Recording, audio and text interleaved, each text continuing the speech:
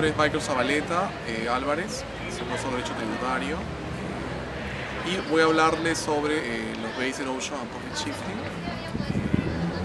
Básicamente estos BEPS que nacen como iniciativa de la OECD son de alguna manera una plasmación de todo un debate que existe hoy en día en materia tributaria y fiscalidad internacional sobre si la sustancia económica o el principio de la primacía de realidad en materia tributaria es un principio general del derecho o no lo es.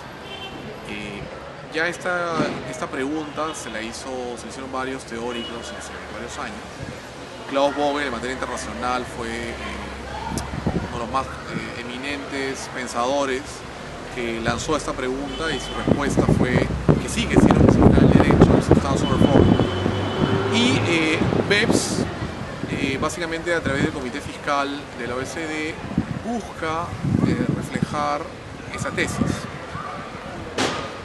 Hay toda una serie de razonamiento de por qué no es un principio general del derecho, la sustancia sobre la forma. Los tribunales en general en el mundo, inclusive también en el Perú, tienen una posición ambivalente. Hay quienes señalan que la sustancia comercial, la sustancia económica es un requisito constitutivo para que un negocio jurídico tenga validez tributaria. Puede no ser exigible para fines del derecho privado, del derecho civil, pero muchas cortes tienden últimamente a exigir este requisito sustantivo, entendido como sustancia comercial. Por ejemplo, si un grupo conglomerado de farmacéuticas tiene una holding, se le exige que la holding tenga empleados para efectos de poder probar sustancia económica, sustancia comercial. Si no tiene empleados, la tesis que maneja el Comité Fiscal de la OECD y esta línea que comenté de Vogel es que no adolecería, o adolecería mejor dicho, de propósito económico. Lo cierto es que cuando uno mira una holding, la holding en realidad es una sociedad de plataforma de inversiones y como tal es solo un vehículo para obtener inversiones permanentes o temporales por debajo de ella. Y fácilmente a nivel de grupos o conglomerados, como existe el concepto de empleado, empresa, grupo, no es necesario que una holding tenga propiamente empleados. De hecho, los conglomerados, por lo general las empresas más grandes, tienen en planilla, en su payroll, un trabajador que es quien ve la tesorería, la gestión de activos financieros, la finanza, la adquisición, la contabilidad, y eso se presta a nivel transversal. De hecho, la Corte Suprema peruana, que recogiendo la jurisprudencia española, también ha tomado ese criterio en el país, que es posible que haya empresas sin empleados y que un empleado preste servicios a esa empresa. Entonces, por un lado tenemos la realidad económico-laboral y la jurisprudencia laboral, que va en contra de esta tesis tributaria de la sustancia comercial que predica OECD. Y entonces la pregunta es, ¿dónde terminamos? Por un lado, tienes los teóricos del derecho laboral que cuando hablan del trabajador grupo sostienen, y la jurisprudencia laboral también lo ratifica, que puede haber una empresa sin empleado, y por otro lado tienes los teóricos del OECD que te dicen que no, que una holding tiene que tener empleados para efectos de tener sustancia comercial. La respuesta es, bueno, o mejor dicho la pregunta de rigor, ¿cuál es la respuesta válida? Y en mi opinión, yo creo que es un poco lo que ha recogido las cortes sajonas y las cortes europeas. Si uno tiene una prueba de propósito económico, un business purpose test, que condiga la motivación económica, aun cuando no hubiera empleados, considero que esto debería servir como medio probatorio o pericial inclusive para poder sustentar que no ha habido un planeamiento tributario agresivo destinado a buscar una finalidad de ilusión. Lo cierto es que esto va a terminar implica llevar el terreno del debate jurídico al terreno económico, porque los business purpose test, lo que se debate en las cortes del mundo es si estos deberían ser cualitativos o cuantitativos. Muchas veces uno puede proyectar un número y en la práctica no necesariamente este número se aterriza, con lo cual el business purpose test cualitativo termina siendo el sustento que te puede llevar a sostener una sustancia. Ahora, este ejemplo que he mencionado de la holding, que es uno de los temas que se toca en los BEPS Action, es muy, en mi opinión,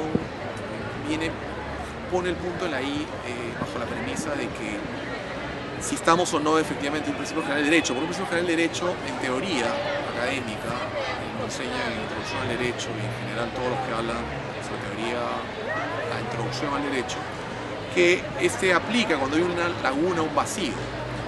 Y Bogue lo que sostenía, y también me parece los teóricos, no sé, de parte de esa premisa, es que en materia de derecho tributario las normas siempre son per se imperativas. Entonces cuando uno tiene una laguna fáctica, una laguna normativa inclusive, porque son dos ámbitos distintos, pero el tema de la sustancia tiene que ver con estos dos hechos, se dice, ok, yo tengo un hecho económico, tengo una hipótesis de incidencia que puede ser de inafectación, de inmunidad constitucional o de un caso de doble no imposición por la aplicación de un convenio, y por otro lado tengo una hipótesis de incidencia tributaria. Lo que se sostiene es que uno tendría que ponderar y buscar tomar la opción más cara, porque es parte intrínseca del razonamiento de un contribuyente que quiera cumplimentar con su deber solidario contribuir. Y bajo esa premisa se dice que el operador está obligado a suplir con este principio general las lagunas y vacíos que pudiesen haber a nivel normativo, en hipótesis de ciencia tributaria o a nivel de convenios para evitar la imposición. El problema de este razonamiento es que hay un hierro teórico, es que las normas tributarias no siempre son imperativas. O sea, las normas tributarias, como cualquier norma jurídica, puede ser positiva, supletoria, algunas son de orden público. Entiéndase de orden público si, por ejemplo, las mismas son susceptibles de nulidad. Y entonces un contribuyente, en este abanico de normas o de tratados internacionales, puede o no decidir tomar una opción, tomar un camino, y si en ese camino acontece un conflicto, ese conflicto obviamente tiene manera de solucionar con la teoría general. Y es por esa premisa que yo considero de que la sustancia comercial propiamente no se debería entender como un principio general de derecho. Puede ser entendida como una medida antisimulación, sí, porque la simulación implica un delito tributario, que es la modalidad de defraudación tributaria, pero cuando lo sacamos del camino de la simulación y lo extrapolamos a los negocios jurídicos anómalos distintos de la simulación, en realidad creo que estamos violando la tipicidad, la legalidad, la seguridad jurídica, y además estamos negando que las normas jurídicas no siempre son imperativas. Vale decir, yo puedo tener una opción entre constituir una sociedad holding, siempre con este ejemplo, una empresa tenedora de valores española, o crear una sociedad en Panamá, o crear una sociedad en Costa Rica, en Uruguay, o en Chile, con 5 países. La ETV me da una tributación bajo criterio fuente, vale decir, por las rentas de fuente extranjera no tributaré. Si se repatrian dividendos no pagarán impuestos en España bajo este régimen de ETV español. En Chile las plataformas de inversiones tendrán también similar régimen. En Costa Rica no tienen este régimen a nivel universitario, pero sí a nivel ley, como marco general, al igual que en Panamá y al igual que en Uruguay. Entonces yo puedo decidir, dependiendo qué me convenga en términos de planeamiento, en qué economía me ubico y decido comercialmente en cuál tomo. Pero si soy un inversionista domiciliado en Perú, donde no tengo posibilidades de exportar capitales, servicios y evitar doble imposición, porque no tenemos una red de convenio muy amplia, tenemos un sistema de foreign tax credit ineficiente que no me permite hacer arrastres de créditos a años en que tengo pérdidas. No puedo recuperar tampoco los impuestos ni eliminar la imposición cuando ha habido pérdidas fiscales. Tampoco puedo arrastrar hacia años anteriores. Entonces, en ese escenario, un contribuyente a qué país debería decidir. Entonces, bajo una perspectiva BEPS, en teoría tendría que ir a la opción más cara. Entonces, esa opción más cara tendría que ser Perú. Probablemente suene antinacionalista decir que es la opción más cara, pero es la realidad. Entonces, y eso explica por qué muchos inversionistas, inclusive peruanos, no tienen su hub holding en Perú, sino que están en algún país con criterio fuente. La pregunta de rigor es, ok, ¿y cómo la perspectiva BEPS, que es esta perspectiva de sustancia económica, buscar la opción fiscal más onerosa, va a influir en los inversionistas? Y en la SUNAT peruana, ¿cómo va a fiscalizar a aquellos empresarios peruanos, inversionistas que exportan capitales? Entonces, si partimos de la premisa de que es un principio general de derecho y que hay que aplicar la sustancia económica y que sancionar a aquellas empresas holding que no tienen empleados, tendremos obviamente un problema tributario con los contribuyentes domiciliados que han optado por tener sus clusters, sus hubs de holding, y a partir de ahí su abanico de inversiones permanentes o temporales en otros países fuente o a través de sociedades plataformas holding, que probablemente sean acotados. El problema se agrava no solo por la realidad de este inversionista peruano, sino porque si el país donde también están aconteciendo esas inversiones permanentes temporales, sus fiscos, considera que ha habido un abuso de las formas jurídicas para reducir la carga fiscal, su fisco también válidamente va a decir, yo bajo una perspectiva de BEPS voy a exigir que haya un impuesto aquí, y eso va a generar un problema, porque vas a tener dos estados que van a impugnar la decisión del contribuyente de optar por la carga más barata y exigir una carga tributaria.